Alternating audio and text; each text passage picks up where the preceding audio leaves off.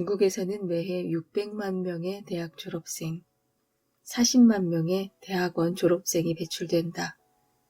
하지만 아무리 최고 학부를 졸업했다고 하더라도 남보기에 그럴듯한 직장을 서둘러서 고르고 나면 몇 년의 시간이 지난 뒤 직장, 인생을 새롭게 정립해야 하는 난제에 부딪힌다. 그것은 바로 그들이 처음부터 직업과 인생에 대해 구체적이고 체계적인 계획을 세우지 않았기 때문이다. 대부분의 사람들이 직장을 구할 때 어떤 분야에서 자신의 사회생활을 시작할지 모르기 때문에 우선은 대우가 나쁘지 않고 규모가 작지 않은 회사를 골라 직장 생활을 시작한다. 몇 년이 지나면 회사 내에서 위치가 올라가거나 내려가기도 하고 심지어 여러 회사를 전전하는 경우도 있다. 그러다 나중에서야 그동안 쌓아온 경력이 자신의 적성과 아무런 관계가 없으며 원래 가졌던 인생 목표와도 맞지 않다는 것을 깨닫는다. 평범한 사람들만 이런 문제를 안고 있는 것은 아니다. 남보다 똑똑하고 인간관계도 원만한 사람들도 같은 문제로 고민한다. 인생의 방향을 정할 때 세밀하게 계획하고 심사숙고하지 않은 채 자신의 재능만 믿고 과도한 자신감으로 사회에 겁없이 발을 내딛는 것이다. 그렇게 졸업해서 황금 같은 5년을 보내면 이런저런 업종에서 이런저런 업무를 맡으며 개별적이고 단편적인 경력을 쌓을 뿐이다. 매번 단기간으로 여러 분야에서 일했기 때문에 이러한 경력은 유리하게 작용하지 않고 오히려 핵심적인 경쟁력이 부족한 사람으로 부각된다. 직장 생활에서 성공하려면 정확한 방향을 잡아야 한다. 인생의 여정도 그와 같아서 명확한 목표를 세워야 한다. 정확한 방향을 설정하지 못하면 늘 한 치 앞밖에 보지 못하고 주관적인 시류를 따를 뿐이다. 마치 일정표 없이 여행하는 것처럼 여기저기 돌아다니지만 정작 꼭 보아야 할 풍경을 놓치고 평생의 아쉬움을 남기는 것과 같다. 장신 장차오 형제는 80층짜리 고층 아파트의 꼭대기층에 살고 있다. 어느 날 두 사람이 여행을 갔다 돌아오니 시간은 이미 새벽 2시가 넘어 있었다. 그들이 여행을 간 며칠 동안 아파트의 엘리베이터가 전기회로 고장으로 운행을 중단했다.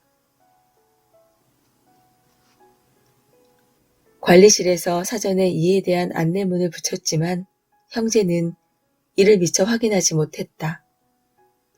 두 형제는 무거운 여행 가방을 등에 진 채 로비에서 어떻게 할지 의논했다. 결국 두 사람은 계단을 걸어서 올라가기로 결정했다.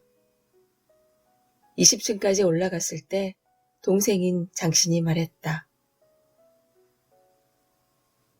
가방이 너무 무거우니까 우리 복도에 가방을 내려놓았다가 엘리베이터가 운행하면 그때 찾으러 오자. 힘이 들어서 숨을 헐떡이던 형도 동생의 제안에 동의했다. 가방을 내려놓으니 몸이 훨씬 가벼웠다. 피곤했던 두 다리에도 새롭게 힘이 솟는 것만 같았다. 40층에 다다랐을 때 두 사람 모두 더 이상 올라갈 기력이 없었다. 둘은 서로를 원망하기 시작했다. 장신이 말했다. 그러게 여행 가면서 형은 왜 안내문을 안 본 거야? 이럴 줄 알았으면 며칠 더 있다가 돌아오면 되는 거였잖아. 형인 장차오가 대꾸했다. 출발할 때 공항에 늦지 않으려고 서두르느라 정신이 없었잖아. 두 사람은 이렇게 말다툼을 하며 20층을 더 올라갔다. 60층에 도착했을 때 두 사람은 더 이상 말할 기운도 없었다. 그래서 이제는 서로를 부축하며 마지막 남은 20층을 모두 올라갔다. 형제가 현관 앞에 도착했을 때 둘은 서로를 마주보다가 아주 중요한 한 가지 사실을 떠올렸다. 열쇠가 없었던 것이다.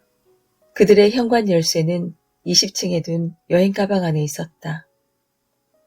이 일화는 우스갯소리 같지만 80층의 고층 아파트를 80살의 노인으로 본다면 느낌이 다를 것이다. 두 형제는 계단을 오르기 전만 해도 의기가 충천했고 아무런 두려움 없이 위로 전진했다. 한참을 걷고 나니 등에 짊어진 짐이 무거워서 그것을 내려놓고 다시 계단을 올랐다. 하지만 종착지가 모호했기 때문에 그들은 헛된 일에 에너지를 썼고 그보다 더 값진 시간을 낭비했다. 그들 마음속에는 어서 빨리 80층에 도달해야지, 혹은 집에 도착하면 곧바로 침대에 누워 한숨 늘어지게 자야지 하는 열망으로 지금까지 걸어온 길고 지루한 여정을 돌아볼 틈이 없었을 것이다. 그들은 마침내 80층에 다다랐을 때 정작 중요한 목표가 무엇인지 잊고 있었음을 깨달았다. 결국 그들을 기다리는 것은 얼마 남지 않은 체력과 시간으로 잘못을 바로잡아야 하는 길고 지루한 과정이다. 이러한 일이 삶에서 실제로 일어난다면 그야말로 비극이 아니겠는가.